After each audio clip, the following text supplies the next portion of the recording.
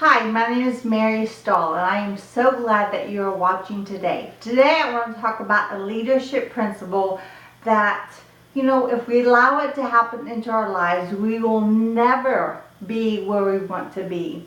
I know a lot of people who used to be on top of their game, but now they're not.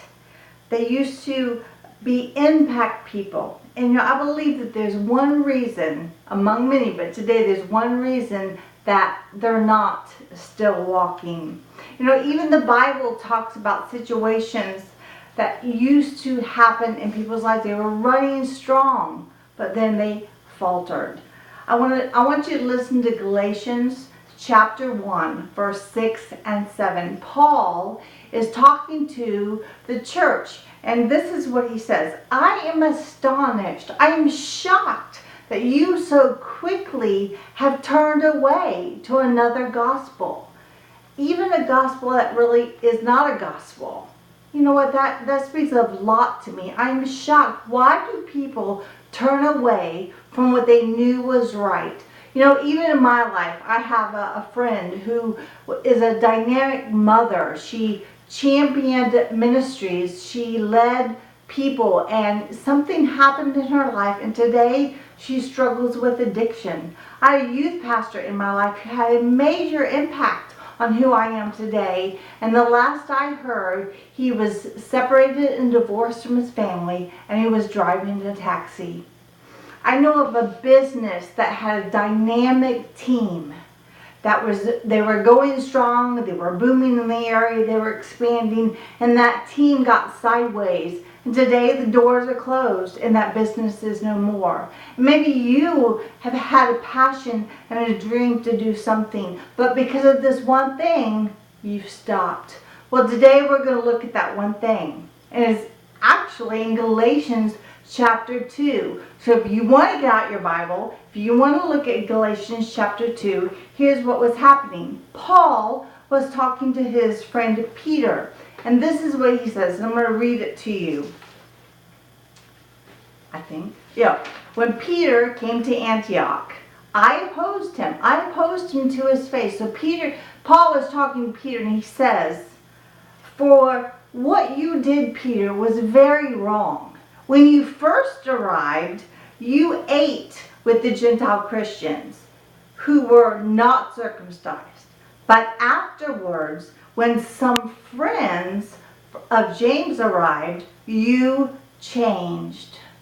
Did you hear that? At first, you used to eat with the Christians who were Gentiles. But then somebody came along, someone of influence came onto the scene, and now you don't. Guys, boom, there it is. Right in the Bible, peer pressure. Afraid of what other people are going to say. Guys, it's always been in our culture. Criticism, people's opinions, what others think about you. But if you allow it to navigate what you start doing and what you stop doing, then what you're dreaming of in life will never come true. When it comes to your habits that you're trying to break to get out of a used to pattern, you have to be you. Not everybody's going to want to agree. When you are trying to love someone and forgive someone that hurt you, and other people say, you have every right to get even, you can't listen to that. You have to stay true to what you know is true. When you start a business and it's hard and things are coming against you and life is hitting you and other people are going, maybe it's not for you, you need to stay true to the word that you feel God has called you to. In fact, this is the point. Listening to others and being afraid of what they think will always get you off track. Take this guy, for instance. I'm going to just read his life to you. Over 30 years, this is what happened. In 1931, he lost his job. In 1832, he was defeated in the state legislature. In 1833, his business failed. In 1834, he was elected to the legislature, but in 1835, his sweetheart died. In 1836, he had a nervous breakdown. In 1838, he was defeated for the House Speaker. In 1843, he was defeated for Congress. In 1846, he was elected, but in 1848, he lost that election again. In 1849, he was rejected. In 1854, he was defeated. In 1856, he was defeated.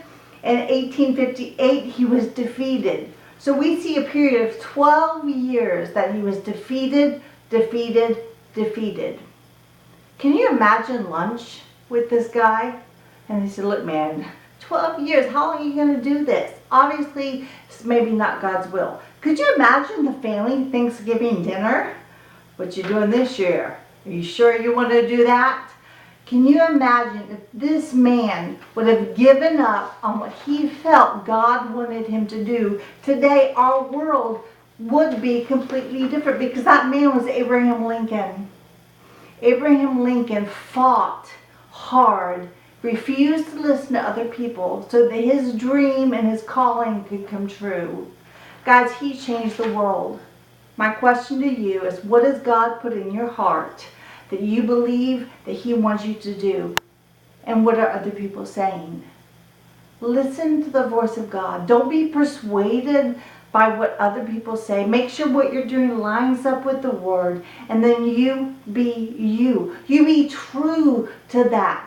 Don't let other influences knock you off course. If Abraham Lincoln would have quit, our life today would have been different.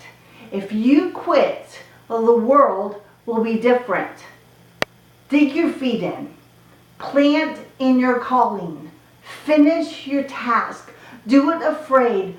Don't give up. And by all means, peer pressure. Say no. I will be me and do what I'm supposed to do. If you like this podcast, subscribe, give it a thumbs up, and I will see you next week. Bye.